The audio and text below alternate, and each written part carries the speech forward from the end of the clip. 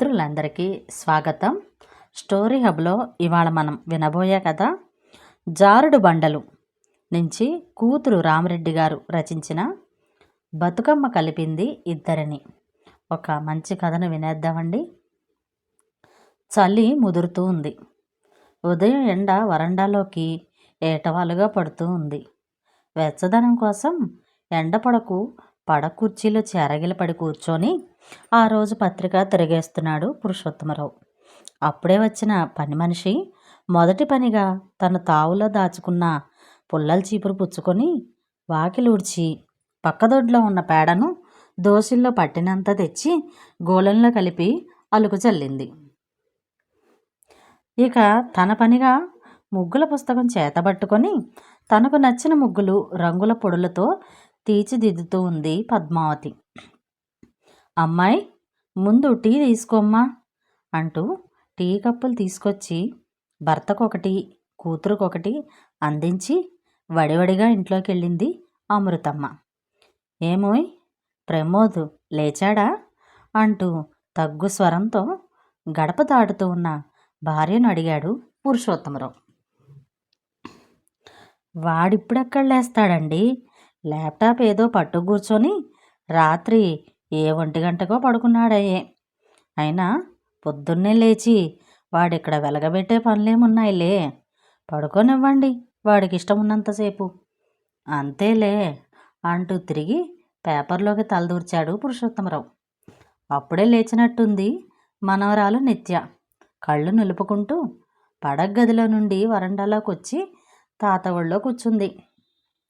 చేతిలోని పేపర్ని పక్కకు పెట్టి ఆప్యాయంగా మనవరాల్ని ఒడిలోకి తీసుకుని పొదివి పట్టుకున్నాడు. పురుషోత్తమరావుకు ఒక కూతురు, 2 కొడుకులు. పెద్ద కొడుకు డెంటల్ డాక్టర్గా చదివి 10 ఏళ్ల క్రితమే అమెరికా వెళ్ళి అట్లాంటాలో ఒక ఇల్లు కొనుక్కొని స్థిరపడిపోయాడు. ఆయనకి 2 కొడుకులు. కోడలు కూడా ఏదో జాబ్ చేస్తుంది. ఏ 2 ఏళ్లకో 3 ఏళ్లకో ఒకసారి వచ్చి 4 రోజులు ఉండి వెళ్ళిపోతారు. ఒక్కటే కూతురు కాబట్టి పురుషోత్తమరావు మంచి సంబంధం చూసి 6 ఏళ్ల క్రితం కావాల్సినన్ని కట్న కానుకలు కూడబెట్టిన బంగారం అంతా ఇచ్చి పెళ్లి చేశాడు. అల్లుడు ఆర్టీసీ డిపో మేనేజరు. పైగా ఆస్తిపాస్తులున్న తండ్రికి ఒక్కడే కొడుకు. ఇక చిన్నబ్బాయి ప్రమోద్ కంప్యూటర్ ఇంజనీరింగ్ చదివి 1 ఏడాది అవుతుంది. హైటెక్ సిటీలో ఒక కంపెనీలో 6 నెలలు పనిచేసి పని ఒత్తిడి భరించలేక మానేసి ఈ మధ్య మరో కంపెనీలో చేరాడు. పురుషోత్తమరావు ఆ రోజుల్లో కరీంనగర్లో ఎస్ఆర్ కాలేజీలో చదివి పియూసీ పాస్ అయ్యాడు. విద్యార్థి సంఘాలలో పాల్గొని కాలేజీ ఎన్నికల్లో పోటీ చేసేవాడు. అప్పుడే ప్రారంభమైన ప్రత్యేక తెలంగాణ ఉద్యమంతో పాల్గొని చురుగ్గా పనిచేసి 4-5 సార్లు పోలీస్ స్టేషన్లోనూ పడ్డాడు.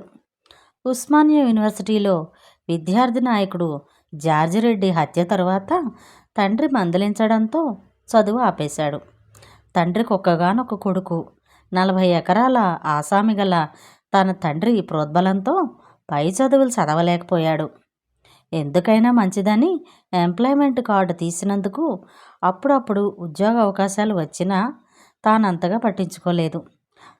తర్వాత తండ్రి అనారోగ్యం, కాలమాన పరిస్థితులు అనుకూలించక చేస్తున్న వ్యవసాయం అంతగా లాభించలేదు.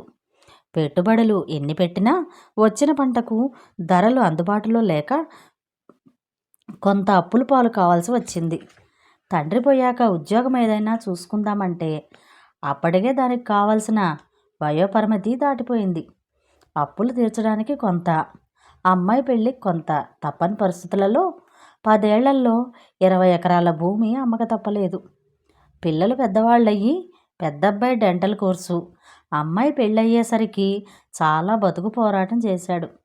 ఎన్ని కష్టాలు వచ్చినా కన్నతల్లి లాంటి ఊరు, పెంచి పోషించిన భూమిని అమ్ముకొని వాటిని కాపాడుకుంటూ నెట్టుకొస్తున్నాడు. పెద్దబ్బాయి అమెరికా వెళ్ళిన 1 ఏడాది తర్వాత కొంత డబ్బు పంపించాడు. పురుషోత్తమరావు గతంలో అమ్మిన భూమి బాపతు డబ్బులు కొన్ని కలిపి కూకటిపల్లిలో బాగా అమీర్లో 2 పడగదులున్న అపార్ట్మెంట్ కొన్నాడు. చిన్నబ్బాయి ఇంజనీరింగ్లో చేరాక వాడి చదువు వగైరా చూసుకోవడానికి హైదరాబాదుకి మకం మార్చక తప్పలేదు.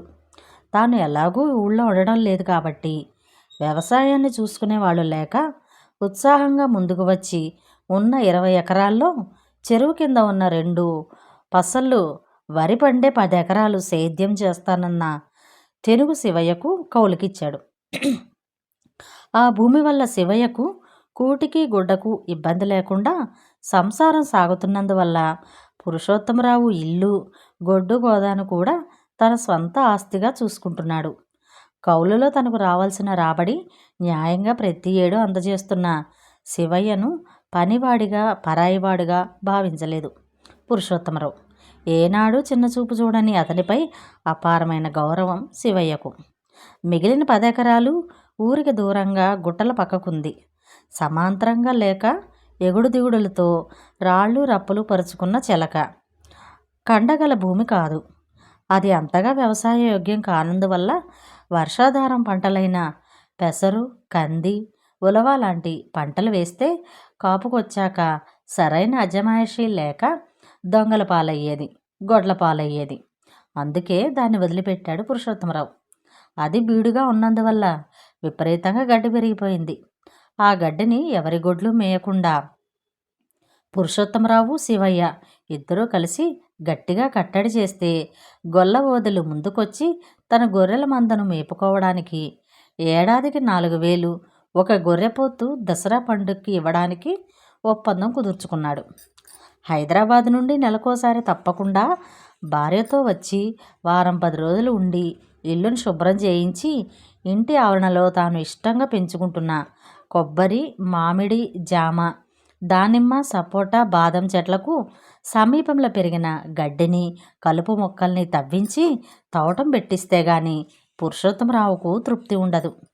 మిగతా పండుగ రోజుల్లో 4-5 రోజులున్న బతుకమ్మ పండగకు మాత్రం వచ్చి దీపావళి పండుగ వరకు ఊళ్ళోనే గడుపుతాడు. అమెరికాలో ఉన్న కొడుకు రాకపోయినా కూతురు పద్మావతి, అల్లుడు చిన్న కొడుకు ప్రమోదు బతుకమ్మ పండగకు వచ్చి దసరా పండగ తర్వాత వెళతారు. ఆ 2 పండుగల రోజులు మనవరాలితో ఇల్లంతా సందడే సందడి. ఈసారి పురుషోత్తమరావు ముందుగా వచ్చే సద్దుల బతుకమ్మే 2 రోజుల ముందుగా వచ్చి దీపావళి నోములున్నందువల్ల ఇంటికి సున్నాలు, తలుపులకి రంగులు వేయించారు. గడపలన్నింటికి దేవుళ్ళ తనబ్బీకి పసుపు రంగు వేయించాడు. పద్మావతి 4-5 రకాల రంగు డబ్బాలు తెప్పించి వరండాలోని నాపరాయి ఫ్లోరింగ్పై శాశ్వతంగా ఉండిపోయేలా రంగురంగుల రంగవల్లులు తీర్చిదిద్దింది. కూతురు వాకిట్లో పిండి ముగ్గుల కార్యక్రమం ముగించుకొని తాత దగ్గర గారాలు పోతున్న తన కూతుర్ని తీసుకుని ఇంట్లోకి పోతూ ఉండగా అమ్మాయి పద్మ అంటూ పిలిచాడు పురుషోత్తమరావు. ఏమిటి నాన్న? నా చిన్ననాటి స్నేహితుడు ఒకనికి ఒక్కగానొక్క కూతురు ఉన్నదట. అమ్మాయి ఆర్గానిక్ ఇంజనీరింగ్ చేస్తుందట. అందంగా ఉంటుందట. అమ్మాయి తండ్రికి బోలెడంత ఆస్తి ఉందట. సమయం చూసి కాస్త వాడి చెవిలో ఈ విషయం నువ్వు వెయ్యాలే. నేను చెబితే వాడు వినడు. మా వాడు అమ్మాయి ఫోటో కూడా ఇచ్చాడే. నువ్వు చూసి వాడికి కూడా చూపించు అంటూ జోబులో ఉన్న కార్డు సైజ్ ఫోటో కవర్ అందించాడు. సరే నాన్న అంటూ కవర్ తీసుకొని లోపలికి వెళ్ళింది పద్మావతి. ప్రమోద్ అప్పుడే లేచాడేమో. పళ్ళని బ్రష్తో బరబరా తోముకుంటూ బయటకు వచ్చాడు. ఎక్కడ పడితే అక్కడ లెక్కలేనన్ని జోబులున్న బర్మిడా నిక్కరు, మైకేల్ జాక్సన్ బొమ్మ ఉన్న ఆదిదాస్ టీషర్టు, చెవిలో MP3 పాటలతో అప్పుడప్పుడు చేతులను గాల్లో విన్యాసం చేయిస్తూ ఏదో లోకంలో విహరిస్తున్నాడు. తమ్ముడి హంగామా అయిపోయిన తర్వాత మొహం గడుక్కొని ఇంట్లోకి వచ్చి కాఫీ తాగుతున్న సమయంలో అమ్మాయి ఫోటోను ప్రమోద్కు చూపించింది పద్మావతి. ఫోటోను చూసి మొహం అదోలా పెట్టి, చూడక్క, ఇంకోసారి పెళ్లి మాట ఎత్తితే పండగకి కూడా ఉండకుండా పారిపోతాను అంటూ ఫోటో అక్క చేతిలో పెట్టాడు ప్రమోద్. బతుకమ్మ పండుగ రోజు పురుషోత్తమరావు అల్లుడు ఒకరోజు ముందు వచ్చాడు. అమృతమ్మ వంటగదిలో తన పని తాను చేసుకుపోతూ ఉంటే పద్మావతి తల్లికి సహకరిస్తోంది. బతుకమ్మ ప్రసాదాలు సాయంత్రం ఆట తర్వాత సన్నిహితులకు పంచడానికి సత్తుపిండి, కొబ్బరి పొడి, నువ్వుల ముద్దలు, బెల్లం గవ్వలు ఒకరోజు ముందే సిద్ధం చేసుకున్నారు. చక్కెర పొంగలి కూతురుకి అప్పగించి తాను పులిహోర పులుసు మరిగించి హడావిడిగా హాల్లోకి వచ్చింది అమృతమ్మ.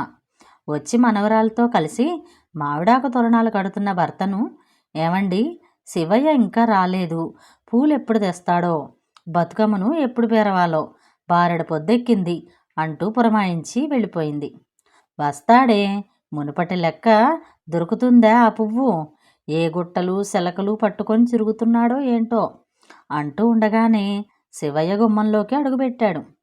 తంగేడు, గునుగు, గుమ్మడి, కట్ల, బంతిపూలున్న ప్లాస్టిక్ కవర్లను చాపపై పెట్టి అసలే పూత కరువైతా అంటే జనాలు తెల్లారక ముందే గుట్టలెంబడి శలకలంబడి ఎగబడ్డరు. తిరుగంగా గునుగు పువ్వు దొరికింది. తంగేడు పువ్వులైతే బంగారం అయ్యింది కొద్దిగా అంటూ ఆగిపోయాడు. వాగు పంటున్న మాధవరావు శలకలో ఉంటే తెంపుకొచ్చిన అనబోయి నాలుగు ఖర్చుకున్నాడు. మాధవరావంటే పురుషోత్తమరావుకు మంట. ఇద్దరి మధ్య పచ్చగడ్డి వేస్తే బగ్గుమనే వైరం. ఒకే కులమైన బంధుత్వం మాత్రం లేదు. వాగు పక్కన మాధవరావు భూమికి ఆనుకొని పురుషోత్తమరావుకు కొంత భూమి ఉన్నందువల్ల ఒకప్పుడు బావా అని పలకరించుకునే చనువుండేది. ఒకసారి భారీ వర్షాల కారణంగా వాగు పొంగింది. వరద తాకిడికి ఇరువురి భూమి కొంత కొట్టుకుపోయింది. ఆ కారణంగా మాధవరావు కాస్త ఎక్కువగా భూమి కోల్పోయాడు. ఆ స్థానంలో ఇసుక మేటలు వేసింది. భూమిపై బాధపడుతున్న సమయంలో అదృష్టం కలిసొచ్చింది. ఇసుక కాంట్రాక్టర్లు వీరిరువురి దగ్గరికి వచ్చి వారి భూముల్లో పేరుకుపోయిన ఇసుకను తరలించుకోవడానికి లారీకి ఇంత చెల్లిస్తామని బేరమాడి ఒప్పందం కుదుర్చుకొని రాత్రనక పగలనక హైదరాబాదుకు రవాణా చేసుకున్నారు. ఆ భూమిలో పండే పంట కంటే అనుకోని ఆదాయం ఇసుక ద్వారా సమకూరడం, డబ్బులు కట్టల రూపంగా కనపడేసరికి మాధవరావుకు అత్యాశ కలిగింది. బుద్ధి వక్రించింది. పురుషోత్తమరావు భూమిలో మేటలు వేసిన ఇసుక సగభాగం కూడా తన భూమిలోకే వస్తుందని తగువుకి దిగాడు. ఊళ్ళో ఎవరూ చెప్పినా వినకుండా సర్వే ఇన్స్పెక్టర్ను పిలిపించి లంచం ఇచ్చి తనకు అనుకూలంగా ఆ ఇసుక మేటల్లో సగభాగం తన భూమిలోకే వస్తుందని సర్వే చేయించుకున్నాడు. దానితో ఇరువురి మధ్య వైరం రోజుకింత ముదరసాగింది.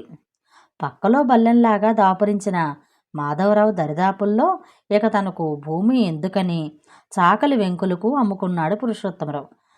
ఏడాదిలోగానే ఇసుక డబ్బులు బ్యాంకులో జమ కావడంతో ఏవో మాయమాటలు చెప్పి వెంకుల దగ్గర నుండి కొని ఇక తన భూమి అనిపించుకొని మరీ వెర్రవీగిపోయాడు మాధవరావు. అప్పటి నుంచి వారిరువురు మొహాలు చూసుకున్నది లేదు, మాట్లాడుకున్నది లేదు. శివయ్య, ముందే టిఫిన్ తిను అంటూ ఒక ప్లేట్లో ఉప్మా, లడ్డు, కారపూస తీసుకొచ్చి శివయ్యకు అందించింది అమృతమ్మ. మధ్యాహ్న భోజనాలు అయ్యాక కాంపౌండ్ లోపలున్న బాదం చెట్టు నీడను పట్టె మంచం వేసుకొని విశ్రాంతిగా ఒరిగాడు పురుషోత్తమరావు. మనవరాలు నిత్య ఇంట్లో దేవుని పటాల ముందున్న 3 బతుకమ్మలను అబ్బురంగా చూసింది. వాటిని గురించి తెలుసుకోవాలన్న ఉత్సాహం ఆ పసి మనసులో కలిగింది. తాతయ్య దగ్గరికి వెళ్ళి అడిగింది. పురుషోత్తమరావు కొద్దిసేపు ఆలోచిస్తూ సందిగ్ధంలో పడ్డాడు. ఒక్కో జిల్లాలో ఒక్కో రకంగా చెప్పుకునే బతుకమ్మ కథ తనకు తెలిసిన కథనం చెప్పాడు. శరన్నవరాత్రి పూజలని విజయదశమి వరకు, అంటే దసరా పండుగ వరకు జరుగుతాయి. 9 రోజులు అమ్మవారిని, అంటే దేవతామూర్తిని రంగురంగుల పూలతో ఒక్కొక్క రోజు ఒక్కొక్క రూపంగా భావించి బతుకమ్మగా పేర్చి పూజించి చివరి రోజు ఘనంగా ఆటపాటలతో సామూహికంగా కొలిచి నీటిలో నిమజ్జనం చేస్తారు. ఈ పండుగను తెలంగాణలో మాత్రమే బతుకమ్మ పండుగగా జరుపుకుంటారు. ఎందుకంటే పూర్వం నల్గొండ జిల్లా భువనగిరిలో నక్క చెన్నయ్య అనే పేద రైతుకు 2 కూతుళ్ళు 2 కొడుకులు ఉండేవారట. పెద్ద కూతురు పేరు ఆండాళ్ళు. ఆమె చదువు సంధ్యలు నేర్చిన చాలా తెలివైన పిల్ల. ఆమె తెలివిని చూసి ఊరిలోని జనం మెచ్చుకునేవారట. దసరా పండగ ముందు ఇళ్ళకి ముగ్గులు వేయమని తల్లి చెబితే ఆండాళ్ళు పుట్టమన్ను కోసం గుట్టబోరుకు పోతే ఆమె అందాన్ని చూసిన కొందరు దుండగులు ఆమె వెంటపడి బలాత్కరించబోయారట. అప్పుడు ఆమె దగ్గరలో ఉన్న దుర్గామాత గుడిలోకి వెళ్ళి విగ్రహాన్ని గట్టిగా పట్టుకొని రక్షించమని వేడుకుంది. అప్పుడు ఆ దేవత ప్రత్యక్షమై 9 రూపాలుగా కనపడి శూలాలతో ఖడ్గంతో వారిని సంహరించిందట. అందుకే స్త్రీలకు ఎలాంటి కష్టాలు వచ్చినా ఆ తల్లి ఏదో ఒక రూపంగా కాపాడుతుందని దసరా పండుగ ముందు 9 రోజులు బతుకమ్మ బతుకమ్మ ఉయ్యాలో అంటూ పాటల రూపకంగా కొలుస్తారు. మరో పిట్ట కథ చెప్పి ముగించాడు. సాయంత్రం 5 గంటలయ్యాక ఊరేగింపు బయలుదేరింది. 4 రకాల వాయిద్యాలు, నానా రకాల అందంగా తీర్చిపేర్చిన బతుకమ్మలు, అంతకంటే అందంగా పట్టుచీరలతో బంగారు నగలతో అలంకరించుకొని మురిపెంగా వాటిని ఎత్తుకున్న యువతులు, బతుకమ్మలపై వెలుగుతున్న అగరొత్తుల వాసనలు వీధి వీధిన ఆవరించిన అందరినీ ఆనందలోకాల్లో విహరింపజేస్తున్నాయి. చావిడి దగ్గర అంతా పోగయ్యాక ఆటపాటలతో కదిలిన గుంపు మెల్లమెల్లగా బతుకమ్మ బండ చేరుకుంది. ఊరికి చివర ఉత్తరం దిక్కు విశాలంగా బల్లపరుపుగా ఉన్న ఆ బండపైనే ప్రతి ఏడు బతుకమ్మ ఆడుకోవడానికి తాతల నాటి వస్తున్న సాంప్రదాయం. వందలాది మంది స్త్రీలు వర్గాలను బట్టి, పరిచయాలను, సాన్నిహిత్యాన్ని బట్టి 4-5 గ్రూపులుగా ఏర్పడి బతుకమ్మలను మధ్యలో ఉంచి వాటి చుట్టూ లయబద్ధంగా చేతులతో చప్పట్లు కొడుతూ పాటలు పాడుతూ తిరుగుతారు. బతుకమ్మ బతుకమ్మ ఉయ్యాలో, బంగారు గౌరమ్మ ఉయ్యాలో, మల్లెపూల తోట ఉయ్యాలో, మాదేవిని గొలుతూ ఉయ్యాలో, పొన్న పూలతోటి ఉయ్యాలో, పొగిడి నిన్ను కొలుతూ ఉయ్యాలో, సంపెంగ పూలతో ఉయ్యాలో, ఇంపుగా నిన్ను కొలుతూ ఉయ్యాలో, బంతి పూలతోటే ఉయ్యాలో, బాగుగా నిన్ను కొలుతూ ఉయ్యాలో అన్న పాటలతో కన్నుల పండుగగా 3 గంటల పాటు సాగే ఆ కార్యక్రమాన్ని పిన్నలు పెద్దలు చూసి ఆనందించి చివరికి చెరువులో బతుకమ్మ నిమజ్జనానికి సహకరిస్తారు. ఆటైన తర్వాత వారి వెంట తెచ్చుకున్న ప్రసాదాలు ఆప్యాయంగా ఒకరికొకరు ఇచ్చిపుచ్చుకుంటారు. అక్క ప్రోద్బలంతో వచ్చిన ప్రమోద్ ఆట తర్వాత అక్క వెంట చెరువు దగ్గరికి వచ్చాడు. కట్టపై తాత్కాలికంగా ఏర్పాటు చేసిన మెర్క్యూరీ లైట్లతో చెరువులోని చిరు అలలు తళతళా మెరిసిపోతున్నాయి. బతుకమ్మలను నీటిలో నిమజ్జనం చేయడానికి స్త్రీలు పురుషులు ఒకరినొకరు తోసుకుంటూ పోటీ పడుతున్నారు. ప్రమోద్ అక్క చేతిలోని బతుకమ్మను తీసుకొని నిమజ్జనం చేసి ఒడ్డుపై కాలు మోపుతూ ఉండగా అతని చెంపకు జడకుచ్చులు వడిగా తాకి జడ అతను మెడకు చుట్టుకుంది. జారిన పాదం నీటి అంచున ఉండగా ఆమె ఎద అతని ఛాతీకి గుచ్చుకుంది. లిప్తకాలం పాటు జరిగి విడిపోయిన ఆమె నుండి ఏవో తరంగాలు కాంతి వేగంతో ప్రమోద్ తనువులో ప్రవేశించి పులకరింపజేశాయి. సారీ అండి, కాలు జారింది అంది బతుకమ్మను అలాగే కుడి చేతిలో ఎత్తి పదిలంగా పట్టుకొని. ఇట్స్ ఆల్ రైట్ అంటూ ఆమె మొహంపై నుండి దృష్టి మరల్చకుండా కెన్ ఐ హెల్ప్ యూ అంటూ ఆమె అంగీకారం లేకుండానే ఆమె చేతిలోని బతుకమ్మను తీసుకొని నీటిలో నిమజ్జనం చేశాడు ప్రమోద్. పట్టులంగా, ఓణి, చెవులకు లోలాకులు, మెడలో చంద్రహారం, చెవులపై మాటీలు, బారెడు జడ, పూర్తి సాంప్రదాయ దుస్తులలో మెరుపులా మెరుస్తూ ప్రమోద్ కేసి తిరిగి తిరిగి చూస్తూ చిరునవ్వులు చిందిస్తూ మాయమైంది. ఇంటికొచ్చాక మెర్క్యూరీ లైట్ల మధ్య తళుక్కుమన్న ఆమె అందమే మదిలో మెదులుతూ మనసు తన అధీనంలో లేకుండా రాత్రంతా నిద్ర లేకుండా చేసింది. మర్నాడు ఆడవాళ్ళు క్రితం రోజు బతుకమ్మ ఆట ఆడి ఆడి అలసిపోయి 9 రోజుల తీయటి అనుభూతిని నెమరవేసుకుంటూ విశ్రాంతి తీసుకుంటున్నారు. రేపే దసరా పండగ, ముఖ్యంగా మగవాళ్ల పండగ. ఈ పర్వదినం కోసమే అంగలారుస్తూ ఎదురుచూస్తూ ఉంటారు. మాంసం, మందు ప్రధాన పాత్ర వహిస్తాయి కనుక ఉన్నోళ్ళు లేనోళ్ళు తమ వ్యధల్ని బాధల్ని మర్చిపోయి రాబోయే దినాలన్నీ ఇలాగే హాయిగా గడిచిపోవాలని కోరుకుంటూ ఆనందంగా ఆస్వాదించే రోజు. అందుకు కావలసినవన్నీ సమకూర్చుకునే ఆరాటంలో ఉన్నారు ప్రతి ఒక్కరూ. శివయ్య పొలం దగ్గరికి వెళ్తూ ఉంటే ప్రమోద్ కూడా ఇంట్లో బోరు కొడుతుందని అతని వెంట వెళ్ళాడు. పచ్చడి పొలాలు, అక్కడక్కడ ఎత్తైన తాటి చెట్లు, గాలికి వయ్యారంగా ఊగుతున్న వాటి కొమ్మలు, దూరంగా నునుపు కొండలు, వింత వింత పక్షులు కదలికలు. పట్టణంలో రణగుణ ధ్వనుల మధ్య మసలే ప్రమోద్కు ఆ వాతావరణం ఎంతగానో హాయిగొలిపింది. శబ్ద వాయు కాలుష్యానికి అలవాటు పడి ఇంతటి హాయిగొలిపే ప్రకృతి సౌందర్యాలను మిస్ అవుతున్నందుకు కించిత్ ఆలోచనలో పడ్డాడు. కొద్ది దూరంలో కిలకిలా నవ్వుతూ పొలాల గట్ల మీదుగా సర్కస్ వీట్లు చేస్తున్నట్లు నడుస్తున్న 3 అమ్మాయిలు ప్రమోద్ కంటపడ్డారు. ఒక్క నిమిషం అక్కడే ఆగిపోయి వాళ్లను పరీక్షగా చూసి అటు దిక్కు వెళ్ళాడు. వాళ్ళు సీతాఫలం కాయల వేటలో ఉన్నారు. అందులో ఒక ఆమె నిన్నటి అమ్మాయి ప్యాంటు షర్టు వేసుకునుంది. కాయలను అందుకోవడం కోసం ఎగురుతూ ఉంది. అవి ఓ పట్టాన అందడం లేదు. అనూహ్యంగా కనిపించిన ప్రమోద్ని చూసి ఉలిక్కిపడిందామె. పడి పెదాలపై మందహాసం చిందించింది. హాయ్ అంటూ పలకరించాడు Pramod. Hi, can I help you? చెట్టు కొమ్మ వంచి పక్వానికి వచ్చిన 2 సీతాఫలం కాయల్ని తెంపి ఇచ్చాడు. థ్యాంక్స్ చెప్పిందామె. నిన్న పట్టులంగాలు, ఈరోజు ప్యాంట్ షర్ట్లో తీర్చిదిద్దిన ఆమె అందమైన రూపాన్ని 2 కళ్ళతో ఆస్వాదిస్తూ ఉండిపోయాడు. నిన్న చెరువులో కాలు జారితే ఇతనే హెల్ప్ చేశాడే అంటూ తన పక్కనున్న ఫ్రెండ్స్ని పరిచయం చేసింది. ఐ యామ్ ప్రమోద్ అంటూ తన గురించి పరిచయం చేసుకున్నాడు. ఐ యామ్ సుహాసిని అంటూ పరిచయం చేసుకుని షేక్ హ్యాండ్ ఇచ్చింది. సుహాసిని తీసుకున్న చొరవకు ఇద్దరూ అక్కడ ఉన్న రాతి గుండ్లపై ఎదురెదురుగా కూర్చొని అరగంట కబుర్లు చెప్పుకొని చనువు పెంచుకున్నారు. సుహాసిని అమీర్పేటలో ఉంటూ MBA సెకండ్ ఇయర్ చేస్తున్నట్లు చెప్పింది. దసరా పండగ రోజు తెల్లారక ముందే గొల్లబోదలు తెచ్చిచ్చిన గొర్రెపోతు కార్యక్రమం అయిపోయింది. శివయ్యకు 2 కిలోల దసరా మటను అప్పగించి మిగతాది ఇంట్లోకి పంపి ఇక తను చేయవలసిన పని అయిపోయినట్లు చేతులు దులుపుకొని అల్లుడితో కబుర్లలో పడ్డాడు పురుషోత్తమరావు.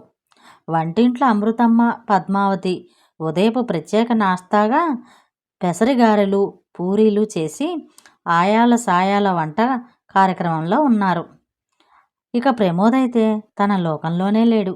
అనుక్షణం సుహాసినే చిరుహాసాలతో అతని ముందు కదలాడుతూ ఉంది. సిటీలో ఎంతమందిని చూశాడు గాని సుహాసినిలోని ప్రత్యేక ఆకర్షణ, అందం అతన్ని కట్టిపడేసింది.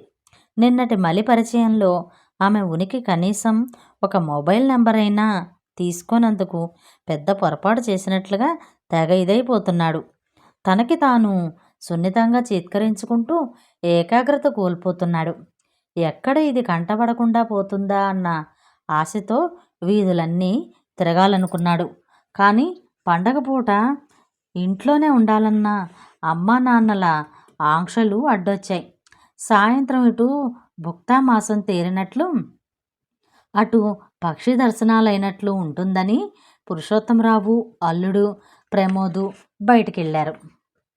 కనపడ్డ పాలపిట్ట, కర్రెపిట్ట గరుత్మంతుడికి దండం పెట్టి చీకట్లు కమ్ముకుంటూ ఉండగా రామాలయం చేరుకున్నారు. అప్పటికే ఊరి జనంతో ఆలయం నిండిపోయింది. గుడి ఎదురుగా తాత్కాలికంగా ఏర్పాటు చేసిన పెద్ద జమ్మి చెట్టు కొమ్మకు పూజారి పూజా కార్యక్రమాలు నిర్వహిస్తున్నాడు. పూజా కార్యక్రమం అయిపోయాక ఆడ మగ అంతా కలిసి దాని చుట్టూ ప్రదక్షిణలు చేసి ఆకు కోసం ఎగబడ్డారు. ఆ ప్రదక్షిణలో ఒక మెరుపు. పంజాబీ డ్రెస్సు సుహాసిని, ముందు ఆమె వెనుక ప్రమోదు. జనం ఒత్తిడిలో ఆమె చున్ని చెట్టు కొమ్మకు చిక్కుకుంది. తీసే ఆతృతలో తడబడుతూ ఉంటే కెన్ ఐ హెల్ప్ యూ అంటూ ప్రమోద్ సున్నితంగా దాన్ని కొమ్మ నుండి వేరు చేశాడు. కృతజ్ఞతాపూర్వకంగా చూసింది సుహాసిని. ఎదురు చూసిన ఆశయం నెరవేరినట్టు ఇప్పుడు తృప్తిగా ఉంది ప్రమోద్కు. గుడి మెట్లపై కూర్చొని జమ్మి ఆకు, పూజారి ఇచ్చిన పసుపు కుంకుమల బియ్యం ఇచ్చిపుచ్చుకున్నారు. వాటితో పాటు మొబైల్ నెంబర్లు కూడా ఇచ్చిపుచ్చుకొని సరదాగా కబుర్లు చెప్పుకున్నారు. ఇరువురి మధ్యలో 3 రోజుల పరిచయం, 3 ఏళ్ల పరిచయాల అనుభూతి. ట్రెండ్ మారిపోయిందయ్యా. పిల్లలు మనం చెబితే వినే రోజులు కావివి. మా వాడు బతుకమ్మ పండగ రోజు చూసి ఇష్టపడ్డ అమ్మాయి సుహాసిని మీ కూతురని తెలిసి ఒప్పుకోలేదు. కానీ ఆ అమ్మాయి తప్ప వేరే ఆమెను పెళ్లి చేసుకోనని భీష్మించు కూర్చున్నాడు. ఇంకా కాదు కూడదు అంటే ఏ అఘాయిత్యానికి పాల్పడతాడేమోనన్న భయం. నా భార్య కూడా వాడి ఇష్టాన్ని ఆమోదించి నా నోరు మూయించింది. నన్ను క్షమించు బావా. ఇసుక మేటల సొమ్ముతో నా మనసు మసకబారి మీ చెలిమికి దూరమయ్యాను. నీ భూమిని చిక్కించుకున్నానన్న అహంతో విర్రవీగిపోయాను. మోహం చెల్లకుండా మీ ఇంటి దగ్గరకు వచ్చిన నన్ను మీ దొడ్డ మనసుతో క్షమించి ఆదరించారు. మీ ఔదార్యానికి 1000 దండాలు బావా అంటూ పురుషోత్తమరావు చేతులు పట్టుకొని, ఆ బతుకమ్మ తల్లి అనుగ్రహం వల్ల మన ఇద్దరి మధ్య ఇక చెలిమిగా కాకుండా బంధంగా ముడిపడింది. నాకున్నది ఒక్కగానొక్క కూతురు. యావదాస్తి మా సుహాసిని పేరే రాశాను అంటూ ఉండగా బయట మోటార్ సైకిల్ చప్పుడైంది. ప్రమోదు, సుహాసిని ఒకరి వెనక ఒకరు వస్తూ ఉండగా జంట చూడముచ్చటగా ఉంది అనుకుంటూ మురిసిపోయింది అమృతమ్మ. ఇక వీళ్ళని ఆపలేమయ్యా అంటూ చిన్నగా నవ్వుతూ మాధవరావు భుజం తట్టాడు పురుషోత్తమరావు. ఇంతటితో ఈ కథ సమాప్తం. ఈ కథ 2010 అక్టోబరు మాసపత్రికలో ప్రచురించబడిందండి. ఒక మంచి మాట విందామా? పెద్దగా ఆలోచించు, చిన్నగా మొదలుపెట్టు. ఒకే రోజులో గొప్ప స్థాయికి ఎదగలేవు. మరో మంచి కథలో మళ్ళీ కలుద్దాం. Share, like, subscribe. Thank you for watching.